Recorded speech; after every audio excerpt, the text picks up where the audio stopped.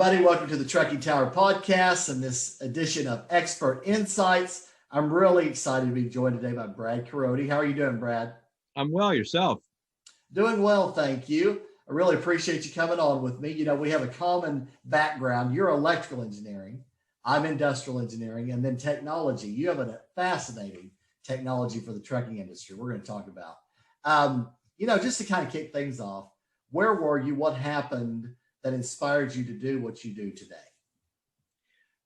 Well, it's always a little bit of a long and twisting road to where you end up. I've always been, as you say, interested in technology and particularly practical technology. So where's there a creative solution that really delivers tangible results to real people and real things? So that was in part, some of my motivation for going to business school, which I'll come back to. As a good friend from business school, it's actually now the CEO of Stoneridge, which is the company where I work. So people are a big part of what leads you where you are. And then, an interim period with strategy and technology consulting firm. And after that, 11 years in venture capital. In the common thread through all of those being, really getting a charge from working with smart, motivated, outcome-oriented people that have great ideas about how to make things better around them. And so after our funds wrapped up in 2009, 2010, I was continuing to work with some companies that were raising money or other big companies that were looking for innovative companies to fit in and acquire to accelerate their progress. And one of those companies happened to be Stoneridge, and that was a personal relationship that brought me there. Okay, very good.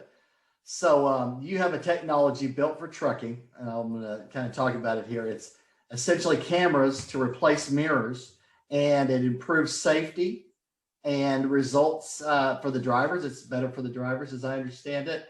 Tell us just like a 1-minute elevator pitch on why is it that a company would take that on, or an OEM would take that and put it on a truck? Well, there's really multiple reasons, and you get a different answer depending upon where the OEM is. So believe it or not, the starting point for the technology was in Europe, where some of the fuel economy standards are much more stringent than they are in the US.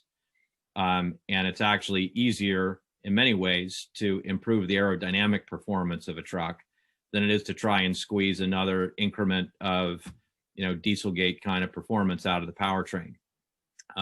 So it was one of those OEM's ideas that said, well, hey, one of the biggest aerodynamic drags we have on a truck are the mirrors.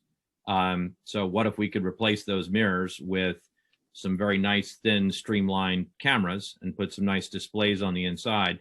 Would that allow us to improve the aerodynamics of the truck and improve our overall fuel economy as we have to report it to meet government regulations? And so MirrorEye started as a research project by Stoneridge, my current employer, for one of those OEMs to say, was the camera and electronics processing technology really up to the level of quality and performance needed to replace a mirror in a safety critical function like that?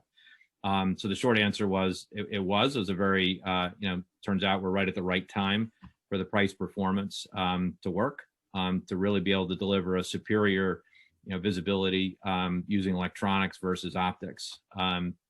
We brought it to the US to validate it and learn more about it. It's easier to put some new technologies on trucks in the US thanks to the FMCSA, Federal Motor Carrier Safety Administration, having a slightly different regulatory environment for commercial carriers that want to adopt new technology in advance of the Motor Vehicle Safety Administration standards. And so that enabled us to put some more of the technology in the hands of real innovative fleets, some of the biggest and most innovative that have dedicated programs to evaluate technology like that.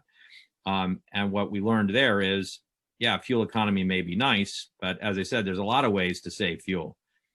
One CEO said, look, if I really wanted to save 2% on fuel, I could just slow the trucks down. But you want to tell me I can take out 10% of my extreme liability events? He goes, I can't do that any other way. So the idea of a technology that, as you mentioned, both helps the driver, enables them, gives them better information, gives them really in critical bad weather and other circumstances, the visibility they need to do their job better. In addition to helping the fleet improve things like efficiency, exoneration, recording what goes on and so forth. So really a technology that started for a different reason in Europe, but then really found its strongest payback in the US as something that improves safety and efficiency. Okay. Well, very interesting. So I'm going to take us off script a little bit. You and I both work in the UK. We did. And I was in, the golf course, St. Andrews, the little town of St. Andrews, driving a car. And the road was so narrow, I clipped the wing mirror. Yeah. Yeah, from another car, and I stopped, and they just like, don't worry about it, just kept going. You were talking about the mirrors. That just reminded me of that story. It happens all the time. How long were you in the UK? I'm trying to remember. About 10 years. 10 years with Booz Allen and Hamilton? Yes, most of the time I was with Booz Allen, exactly. Okay. And you have worked both in technology and venture capital. I have, yeah. In terms of venture capital, what are some of the top 2 or 3 mistakes to avoid if you're an entrepreneur going after venture capital? What are some of the things you would say, just don't do these 2 or 3 things? Well, I'd say actually that's the hardest question is limiting that to 2 or 3 because there are quite a few. Right. I'd say the first one is, and I think one of your other colleagues on an earlier podcast, Mark Roman, mentioned this, so I can't take original credit, but I'll second his, which says, don't think of raising money as the goal. Your goal should be to build a great business, and raising money should help accelerate it, make that success bigger and more certain. But if ever an investor asks you, what are you going to do if you don't get the money? Don't say you're going to go back to, raking golf courses. That's not what they want to hear. And frankly, if that's the case, you probably shouldn't be raising money anyway. If it's a good enough idea and it's a good enough business and you're passionate enough about it, you ought to be able to build it. Granted, it wouldn't be as big. It may not have as great a chance of success, but it should still have a path to success even without the money. So the money's there to accelerate it. Not in a sense, it's not like that you're guaranteed success just when you bank that Series A check. So don't think about the money as the destination. If you do, you're probably not going to raise it in the first place. But even if you do, realize venture money is about the most expensive money on the planet. So the instant they write that check, their track record is on the line. So it's both time, so internal rate of return, cash to cash from when they put it in to when they get it out, and then the multiple. How many times is the multiple of what valuation they put it in versus what they get back? So yes, the instant someone writes you a check, all of a sudden you badgering them, it goes the other way. They want to see their money at work and they want to see that return happening. So yes, don't go there unless you're ready to really start running harder and faster than you ever dreamt the minute that the check hits the bank. I think the second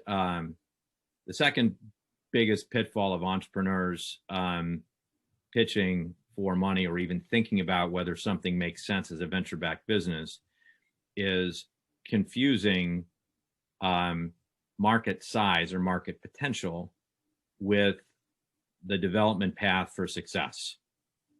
You'll get both answers from an investor, but they're actually completely different questions. So you'll hear people, I heard you mention on one of your other podcasts, you hear someone talk about a Draper Fisher or a KKR or another Sand Hill Road firm. They'll say, yeah, we want to hear $1 billion market.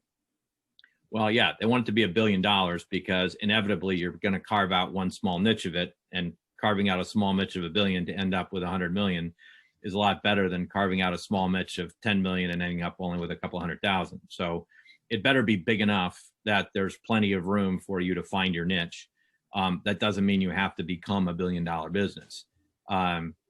The reason that that's a trap is then when you say, okay, great, we believe that the market for pet rocks is going to be $1 billion, whatever it happens to be. How are you going to go after it? What are you going to build for?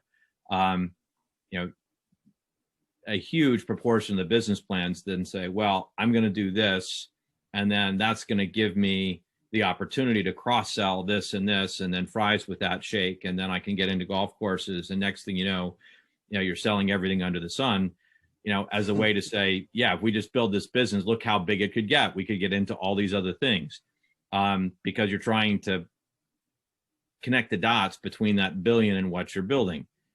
That's actually completely wrong. That's not the question that they're asking. They want to know that there is an end game out there that is big enough, because they expect the path to be take many twists and turns and pivots as you learn. And every step, every milestone, if you're getting real customer feedback and you're putting real products in the market, you're going to learn. You're going to get smarter. You're going to need to pivot. They don't expect you to have all the answers. And the last thing they want you to do as the entrepreneur is trying to think 4 steps ahead as to how you're going to get from selling hamburgers to running golf courses.